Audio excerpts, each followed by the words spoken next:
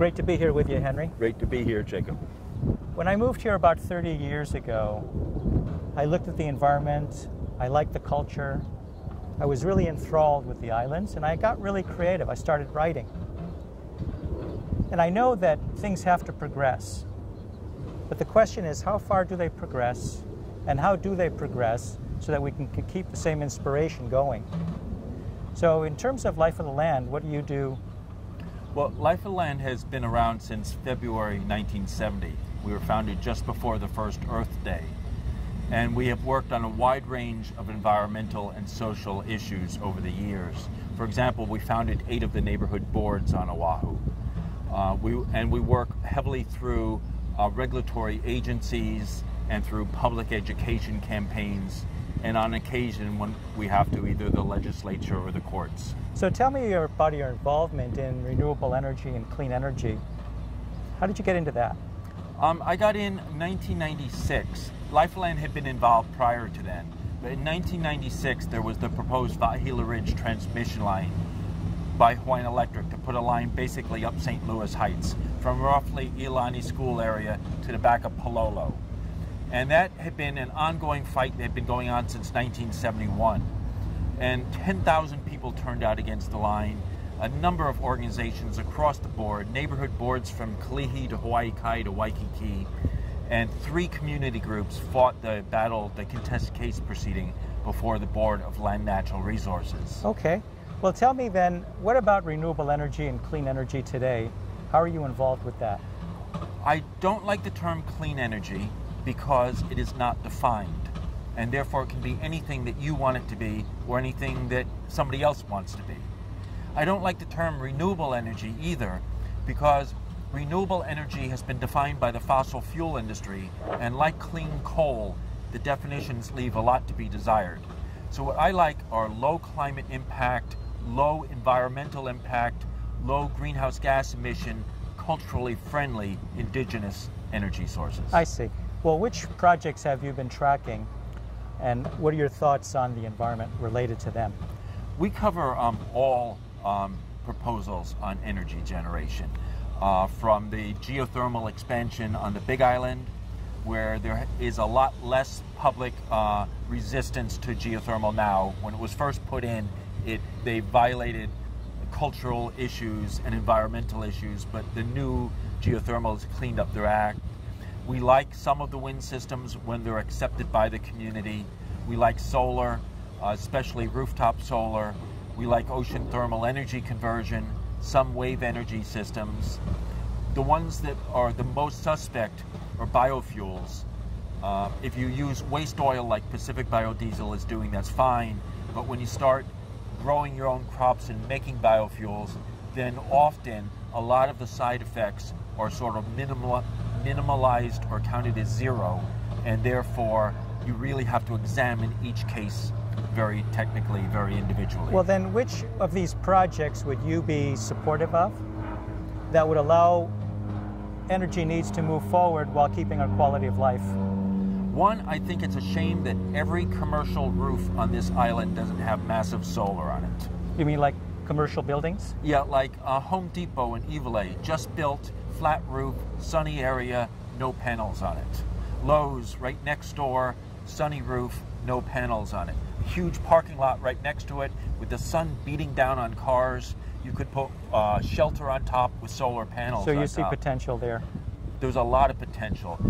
There's an ocean thermal energy conversion project that's about to go in a Nelha facility on the Big Island, which is great.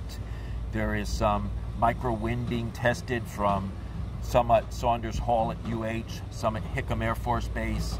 There's a wave energy project going in off Maui, off the north shore of Maui.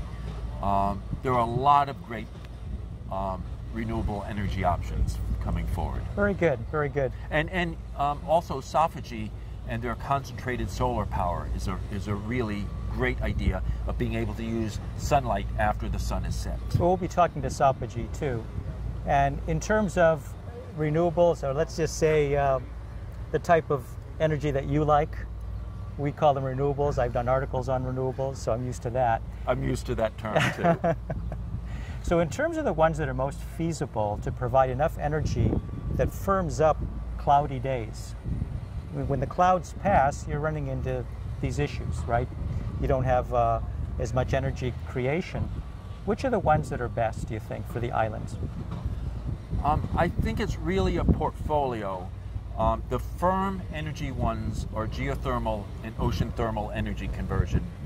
You could put in geothermal on the Big Island, you could put in OTEC on this island. They both provide firm renewable power. Wave energy is the next most firm of them. Wind and battery and solar work, but you have to use batteries and other things to help stabilize the grid, but they can be part of the mix. I see. And in terms of the underwater cable, I know that project has been going through transition. Right now, from what I understand, it may go from Maui to Oahu instead of from the other neighbor islands to Maui to Oahu. Is that correct? Yes. One of the problems with that was in 1991, the Public Utilities Commission set up something called Integrated Resource Planning, where all the energy stakeholders could come together, look at a utility plan, advise them, and then the plan would go to the PUC, and it would guide energy policy. The Hawaii Clean Energy Initiative did away with the planning dockets. So instead of going from a community basis, we went to what the utility says is the one and only future. Well, the utility is the one that's going to be putting the pieces of the puzzle together. Wouldn't they have to have some kind of say or some kind of decision making? Well, the problem is the utility has their own generators and they get energy from other people's generators. And therefore there's an incentive either A, not to actually buy someone else's energy, or B, to buy energy that is highly intermittent, that you have to have your own generators as sort of a backup. So there's a conflict of interest.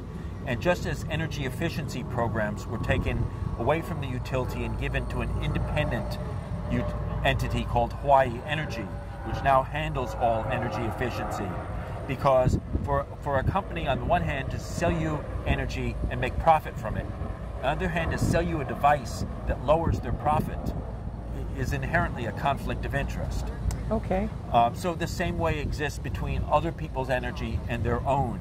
So we need to encourage the company through decoupling mechanisms or imputed debt mechanisms to be able to earn a reasonable return themselves, but to have them get out of the generation business and to have... For Hawaiian Electric? Yeah. Well, from what I understand, that's what they're going to be doing. They're going to be more of a distributor instead of a generator over time. But we'll see how that takes shape. Anything else you'd like to comment on regarding the energy process here? The energy process is a very, very complex process. It goes through the Public Utilities Commission. Most people in the state, I think, don't have any idea what that entity is. It was founded in 1913 as a way because Hawaii Gas wanted to compete against Hawaiian Electric. And Hawaiian Electric said, in exchange for making us the monopoly, you can regulate us and control our prices. So it's a body that seeks to protect rates and keep rates low, but at the same time, it's so technical and so difficult to understand, most people stay away from it. So it becomes very insular. I see. Okay, Henry, thanks very much for your time.